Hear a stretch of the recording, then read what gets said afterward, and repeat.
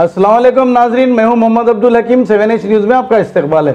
Malkajgiri area नेदा मित्तू police station limits ACP और दूसरे ओहदेदारों ने मिलकर कार्डन सर्च किया है, जिसमें 55 बाइक्स, एक कार, एक ऑटो, 4 सिलेंडर, 2 क्रिमिनल को गिरफ्तार कर लिया। पेश है इस मामले पे हमारे नुमाइंदे राहुल की ये रिपोर्ट।